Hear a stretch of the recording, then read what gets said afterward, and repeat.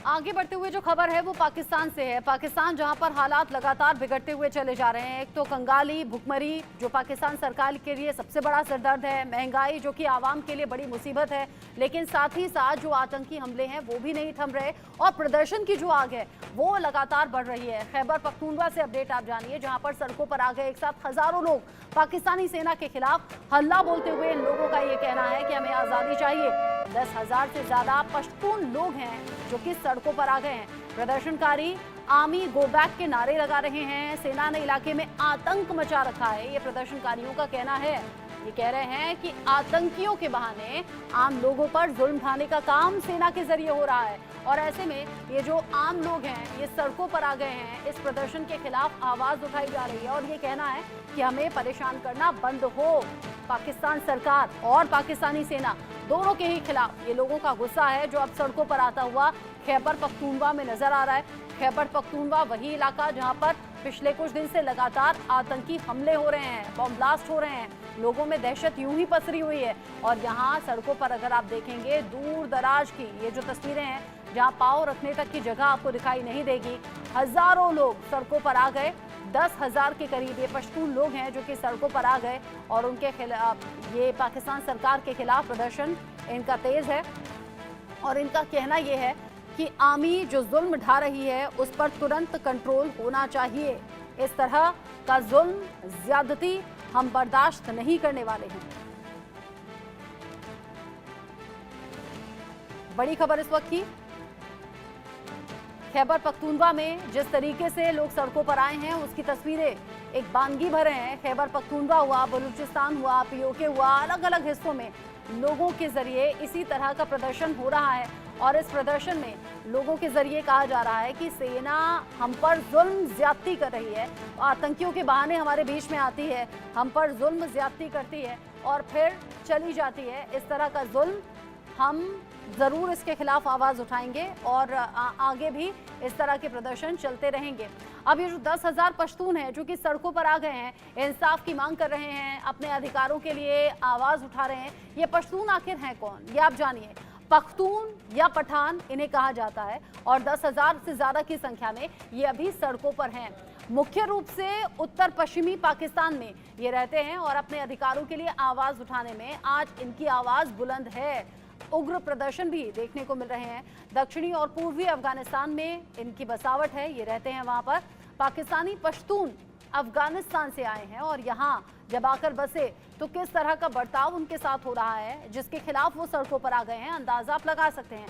पाकिस्तान में आखिर पश्तून कहाँ कहाँ पर बसे हुए हैं ये आप जान लीजिए। कुछ खास इलाके हैं, बन्नू हुआ, पेशावर हुआ, एबटाबाद हुआ, इस्लामाबाद, काबुल, कराची, लाहौर, मुल्तान और रावलपिंडी, ये खास तौर पर वो एरिया हैं जहां पर पश्तून की संख्या ज्यादा है, या फिर ये कहिए पश्तून यहीं आकर पाकिस्तान के इन अलग अलग हिस्सों में बस गए हैं। अब जब बस गए हैं और पाकिस्तानी सेना यहां पर आती है, इन लोगों पर सितम ढाती है, उसके खिलाफ ये लोग सड़कों पर आ गए हैं और इनका ये कहना है कि हमारे बीच आती है पाकिस्तानी सेना, आतंकियों के बहाने हम पर जुल्म ज्यादती किए जाते हैं और इसका जो असर है सीधे सीधे आम लोगों पर पड़ रहा है। ये कहिए कि प्रताड़ित एक तरीके से किया जा रहा है। मेजर रिटायर्ड मोहम्मद अली शाह मेरे साथ जुड़ गए हैं इस पर बात करने के लिए। संजीव श्रीवास्तव भी विदेश मामलों के जानकार हैं जो मेरे साथ में जुड़े हुए हैं। मेजर शाह, पाकिस्तान अलग अलग चैलेंजेस का सामना कर रहा है लेकिन साथ ही साथ पाकिस्तान के अलग अलग हिस्सों में विरोध की आग भी अब धधकती हुई नजर आ रही है। प्रदर्शन जो है वो ज्यादा बढ़ गए हैं। पीओके का हिस्सा देख लीजिए, बलूचिस्तान देख लीजिए, खैबर पख्तूनख्वा तो पिछले दिनों किस तरीके से एक के बाद एक ब्लास्ट के बाद दहला है, यहाँ लोगों में दहशत है और अब ये प्रदर्शन भी यहाँ पर उग्र होते हुए नजर आ रहे हैं। जी रचन जी, बिल्कुल सही फरमाया आपने। देखिए, पाकिस्तान दरअसल खुद ही अपने आप एक बर्बादी की राह पे है। वो डिटर्मिन्ड है, उन्होंने ठान लिया है चाहे कुछ भी हो हम अपने आप को बर्बाद करेंगे। ये जब सुसाइड बॉम्बर इनके आते हैं वो केवल एक नमूना है उनका एक फायदे का, लेकिन पूरा मुल्क एक बर्बादी की राह पे है और इन्होंने ठान के रखा हुआ है चाहे कुछ भी हो, कैसे भी हो, कितनी भी हमको मदद मिले, हमको मदद किसी से चाहिए ही नहीं, हम अपने आप को बस बर्बाद करने में तुले हुए हैं, हम बर्बाद करेंगे। ये जो मैं कह रहा हूँ पाकिस्तान, ये है उनकी सरकार, उनकी लीडरशिप, उनकी लीडरा, उसकी वजह से जो मासूम बेगुनाह लोग हैं, जो सिविलियंस हैं, जो वो सफर करते हैं। उनकी गलती की वजह से। तो यहां पर ये एक ऐसा वाहिद मुल्क है जहां पे सिविल वॉर होते हैं, जहां पर बदसलूकी होती है, जहां पर गरीबी से जूझ रहे हैं लोग, खाने को दाना नहीं है इनके पास, लेकिन फिर भी ये चले हैं हथियार बनाने, हथियार खरीदने के लिए, गोलीबारी करने के लिए। आईटी में तो माहिर है ही हैं। आईटी यानी कि इंफॉर्मेशन टेक्नोलॉजी नहीं, इंटरनेशनल टेररिज्म दुनिया भर में आकार मचा दिया है। और उसके बावजूद भी कहते हैं हमारा माहौल सब सही है, सब फिट है, सब अमल शांति है यहाँ पर। वाह, क्या अमल शांति है वहां पे। पाकिस्तान की मिलिट्री दखलंदाजी देती है उनके पॉलिटिक्स के साथ। उनके जो पॉलिटिकल लीडर हैं वो बस केवल नुमाइंदे हैं, वो बस केवल पपेट है उनकी मिलिट्री के, केवल बदनाम हो रखे हैं पूरी दुनिया में और बेशरम है बिल्कुल।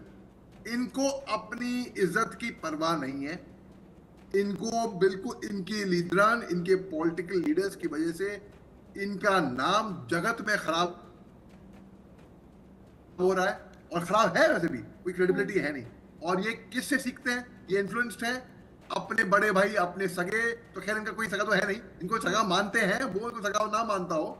चीन दगाबाज, चालबाज है, तो ये भी उनकी तरह बनना चाहते हैं।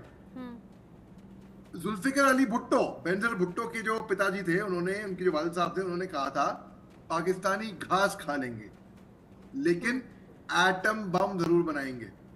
आज की तारीख में पाकिस्तान कहने के लिए तो न्यूक्लियर पावर है, लेकिन नौबत तो वही आ गई है ना, घास खाने की पाकिस्तान के सामने, जहां 2 वक्त की रोटी जुटाना एक बड़े तबके के लिए नामुमकिन साबित हो रहा है। लेकिन पाकिस्तान सरकार बेपरवाह है। वो आतंकियों का ना तो सफाया कर पा रही है, या फिर ये कहिए जो बीज बोया आज उसे काट नहीं पा रही है पाकिस्तान सरकार, वहां के हुक्मरान, पाकिस्तानी सेना। और ऐसे में आतंकियों के बहाने आम लोगों पर जुल्म ढाने की घटनाएं बहुत ज्यादा बढ़ गई हैं। संजीव श्रीवास्तव जी, खैबर पख्तूनवा में पश्तून 10,000 से ज्यादा की संख्या में सड़कों पर आ गए हैं। जो तस्वीर हम देख रहे हैं, पांव रखने तक की जगह सड़कों पर बची नहीं है। अगर इसी तरीके से प्रदर्शन अलग अलग हिस्सों में चलते रहेंगे, क्या होगा पाकिस्तान का? देखिए, इससे तो पाकिस्तान का जो विभाजन जिसकी की प्रक्रिया वहां चल रही है वो और अधिक तेज हो जाएगा। और पश्तून जो आबादी है उसके साथ भी पाकिस्तान के जो सैनिक शासकों ने, वहाँ के हुक्मरानों ने छल किया है, धोखा किया है। उनके साथ वो सेकेंडरी ट्रीटमेंट तो करते ही हैं। साथ ही साथ जो पश्तून आबादी है जो कि पाकिस्तान में सबसे ज़्यादा बड़ी संख्या में है, और उन्हीं के जो भाई बहन हैं वो अक्रॉस द बॉर्डर अफगानिस्तान में भी बड़ी संख्या में है। और ये जो अफगानिस्तान और पाकिस्तान की जो पश्तून आबादी है उसको डिवाइड करके रखने के लिए पाकिस्तान के हुक्मरानों ने वहां पर बाड़ लगाने का काम शुरू किया।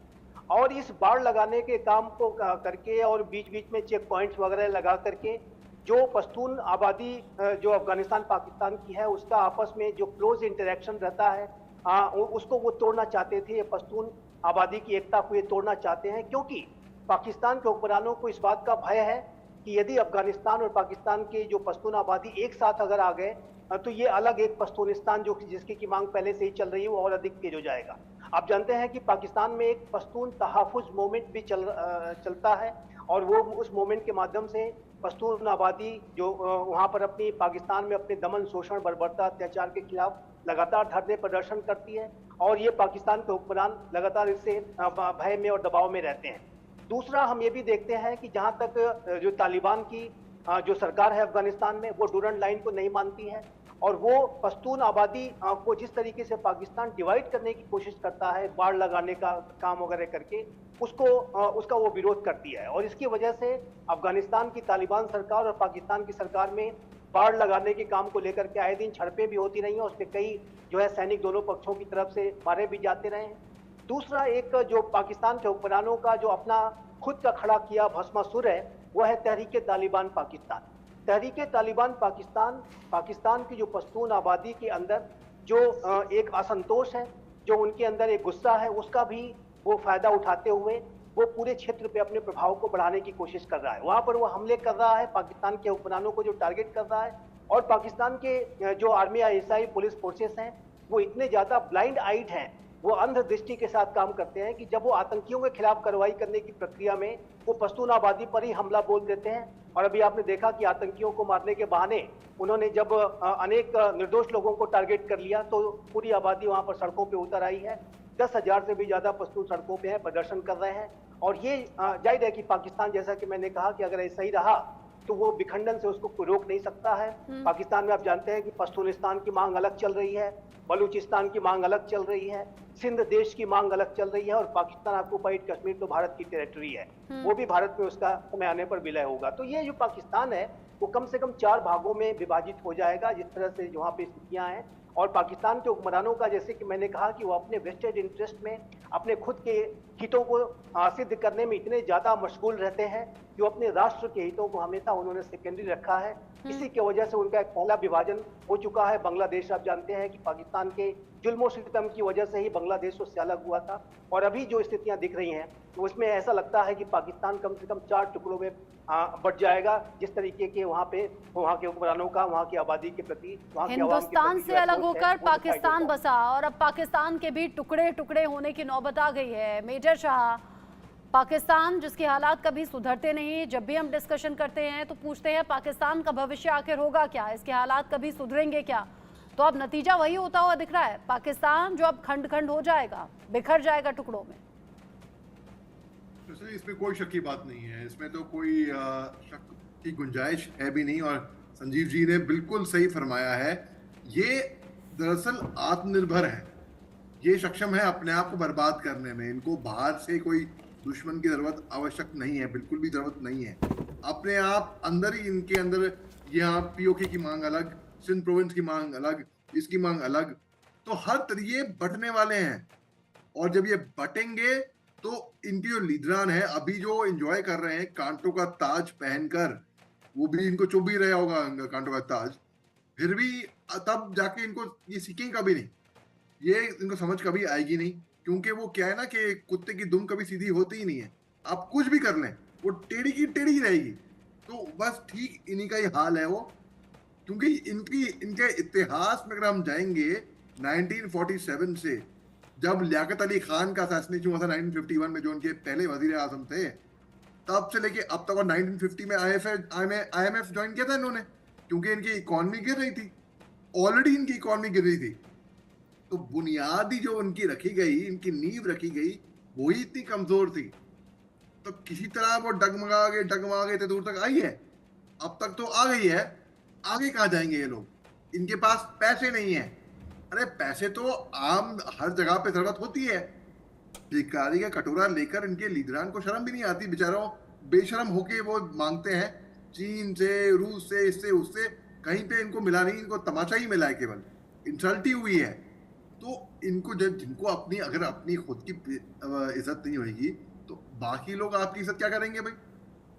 अगर अपने आप की इज्जत करोगे तभी लोग आपकी इज्जत करेंगे ना।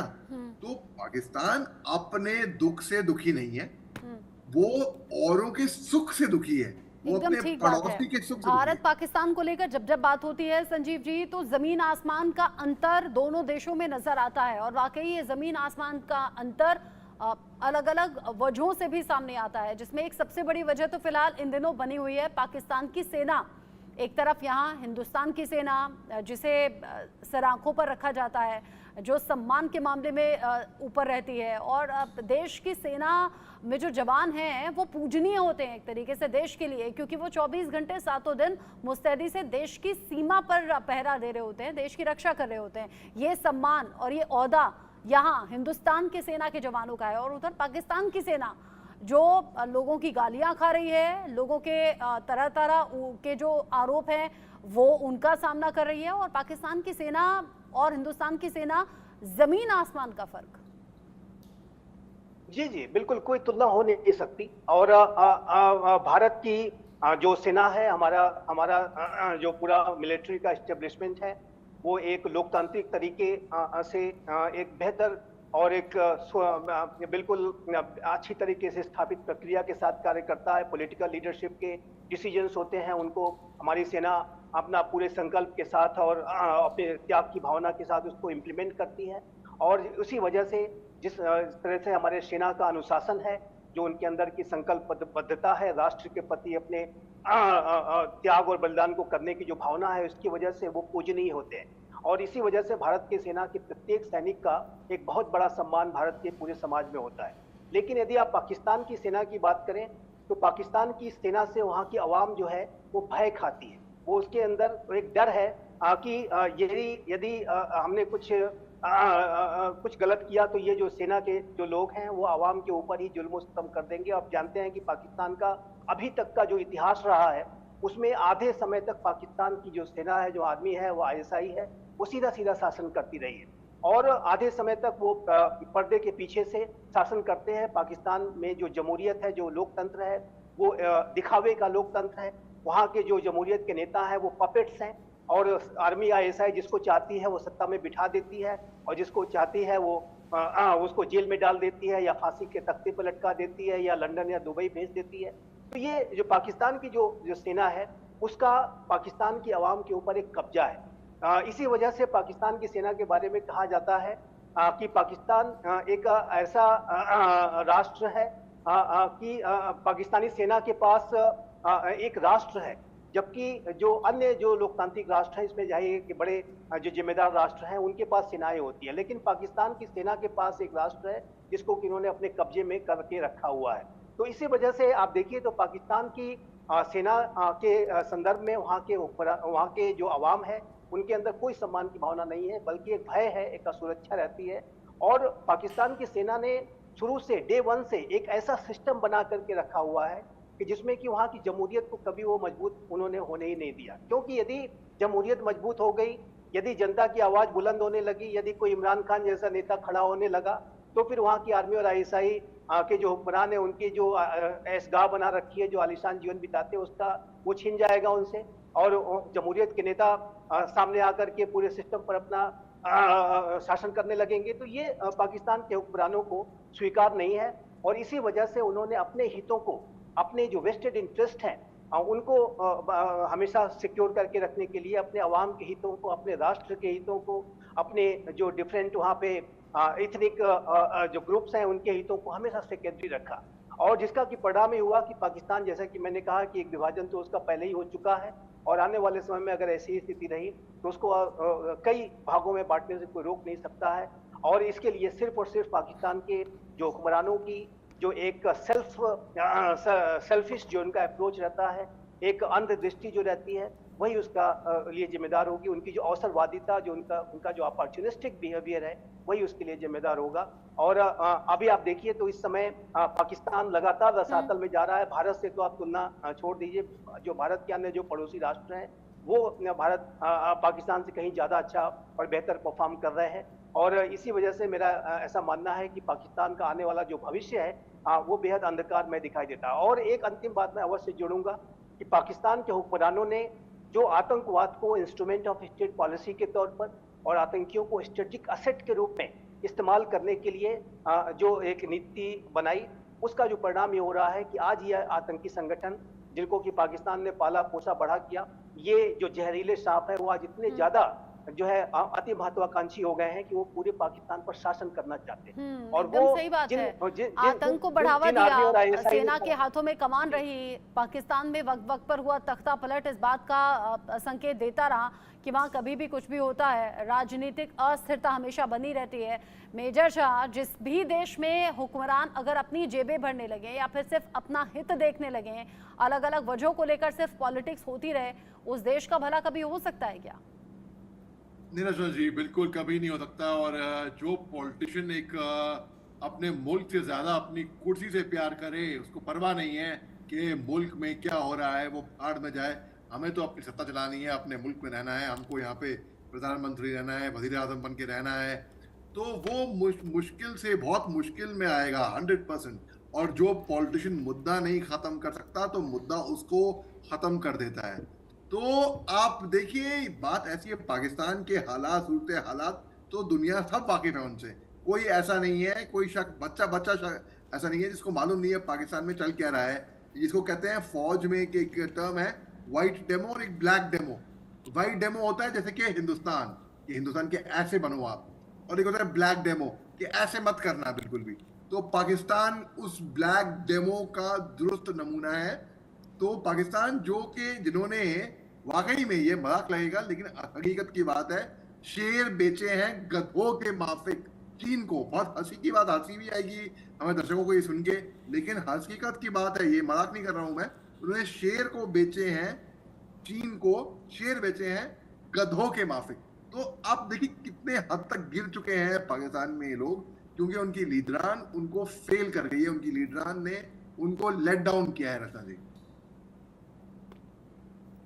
जिस तरह की खबरें पाकिस्तान से रह रहकर सामने आती हैं, कंगाल है पाकिस्तान, हाथ में कटोरा है पाकिस्तान के, चीन पर आश्रित रहता है, IMF के कर्ज का इंतजार करता है, जिस तरीके के हालात फिलहाल यहाँ पर हैं, पश्तूनों ने जिस तरीके से ठान लिया है यहाँ पर प्रदर्शन करते हुए सड़कों पर आना, संजीव श्रीवास्तव, क्या आपको ऐसा लगता है कि ये प्रदर्शन अभी जहां जहां जिन जिन हिस्सों में चल रहे हैं, चाहे वो POK का इलाका है, बलूचिस्तान या फिर यहाँ खैबर पख्तूनख्वा और बाकी जगहों पर, ये इस तरह के प्रदर्शन अब तेज होंगे? जी जी बिल्कुल, इसमें तेजी ही आनी है, क्योंकि पाकिस्तान के हुक्मरान जो रियल इश्यूज हैं, जो रियल मुद्दे हैं, उनको वो एड्रेस नहीं कर रहे हैं। और जाहिर है कि जो पाकिस्तान में एक सच्चाई ये भी है, कड़वी सच्चाई ये है कि पाकिस्तान के जो हुक्मरान हैं वो लार्जली जो है सुन्नी पंजाबी डोमिनेशन वाला जो उनका पूरा तंत्र है, उसकी वजह से जो अन्य वहाँ पर जो इथनिक माइनॉरिटीज हैं उनके साथ वो सेकेंडरी ट्रीटमेंट करते हैं, चाहे वो बलूच हो, चाहे वो पश्तून हो, हजारा हो, सिंधी हो, कश्मीरी हो, सभी के साथ, यहाँ तक कि जो शिया कम्युनिटी के साथ भी वहाँ पर एक सेकेंडरी ट्रीटमेंट करने की खबरें आती हैं। और हमने ये भी देखा है कि जो भारत की टेरिटरी पाकिस्तान ऑक्युपाइड कश्मीर और गिलगित बल्तिस्तान में जो एक सिया बहुल जो टेरिटरी है, उसका भी डेमोग्राफिक ट्रांसफॉर्मेशन करने की साजिशें ये पाकिस्तान के पंजाबी सुन्नी डोमिनेशन वाले हुक्मरान करते हैं। और इसी वजह से पाकिस्तान में जो इथनिक माइनॉरिटीज हैं उनके अंदर भारी असंतोष रहता है। रिलीजियस माइनॉरिटीज की तो आप बात ही छोड़ दीजिए, चाहे वो हिंदू हो, चाहे वो सिख हो, क्रिश्चियंस हो, उनके साथ जिस तरीके का बर्ताव होता है, एक परसिक्यूशन होता है, जबरन उनका बच्चियों का अपहरण करना, उनका किसी अधेड़ व्यक्ति से विवाह करा देना, पूरे जीवन को बर्बाद कर देना, उनका धर्म परिवर्तन करा देना, इत्यादि इत्यादि जो साजिशें होती हैं वो एक अलग ही विषय है। तो उस तरह से आप देखें तो पाकिस्तान में जितने भी अन्य जो ग्रुप्स हैं, चाहे वो इथनिक माइनॉरिटीज हो, रिलीजियस माइनॉरिटीज हो, सभी पाकिस्तान के जो पंजाबी सुन्नी डोमिनेशन वाले हुक्मरानों से त्रस्त हैं।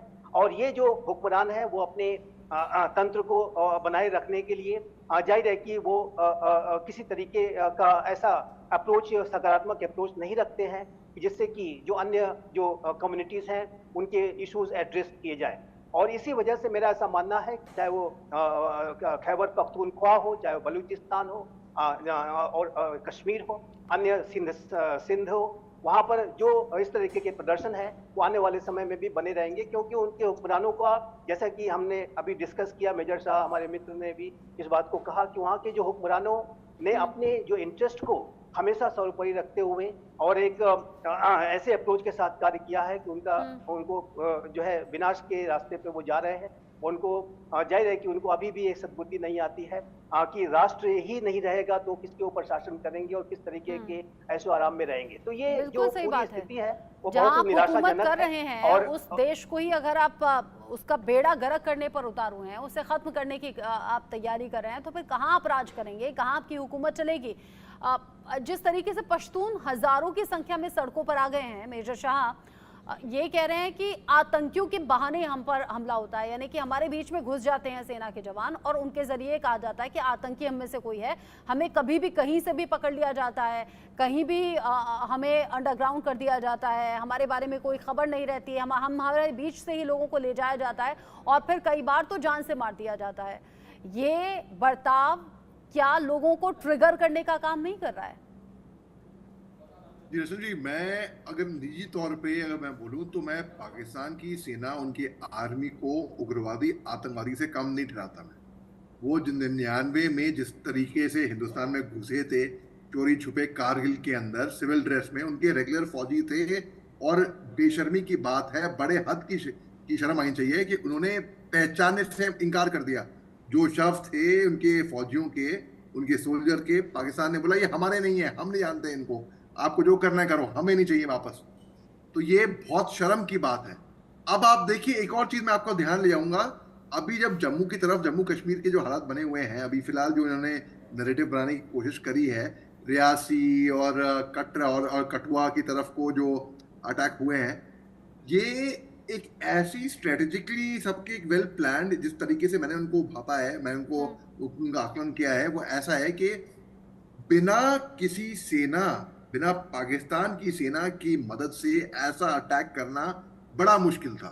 हाँ। ये जो उनके दहशतगर्दी, आतंकवादी, उग्रवादी होते हैं, इनको इतनी ट्रेनिंग नहीं है कि वो शिष्ट बिल्कुल सही दागे ड्राइवर पे और फिर अटैक करें एक सुनसान जगह में, स्ट्रेटेजिक लोकेशन, और जिस तरीके की प्लानिंग करी है। तो मतलब यानी कि पाकिस्तान का सेना का मैं यहाँ पे हाथ देख रहा हूँ। अब वही पाकिस्तान की सेना अब जब पश्तून को या कहीं पे भी आगे दबोचती है, तो यानी कि इनके एक मिनिस्टर ने पार्लियामेंट में खड़े होकर कहा है, हाँ। ये मैं नहीं बोला, उनके मिनिस्टर ने कहा है कि क्या जरूरत थी हमको मुजाहिद पैदा करने की, आज की तारीख में वही मुजाहिद हमारे लिए भारी पड़ गए हैं। तो यानी कि, और हिलरी क्लिंटन ने भी कहा है इनके पार्लियामेंट में, जो अगर सांप पालेगा ये सोच के कि और भाई अभी जितना भारी पड़ रहे हैं आने वाले वक्त में उससे ज्यादा भारी पड़ने वाले हैं, राजनीतिक जानकार भी ये कहते हैं, और साथ ही साथ विदेश मामलों के जानकार का भी ऐसा ही मानना है। मेजर शाह, संजीव श्रीवास्तव, बहुत शुक्रिया आप दोनों का मेरे साथ में जुड़ने के लिए, इस डिस्कशन में साथ में रहने के लिए। वक्त यहाँ पर छोटे से ब्रेक का हो गया है, ब्रेक के उस पार भी खबरें जा रही हैं, कहीं मत जाइएगा, देखते रहिए इंडिया न्यूज़।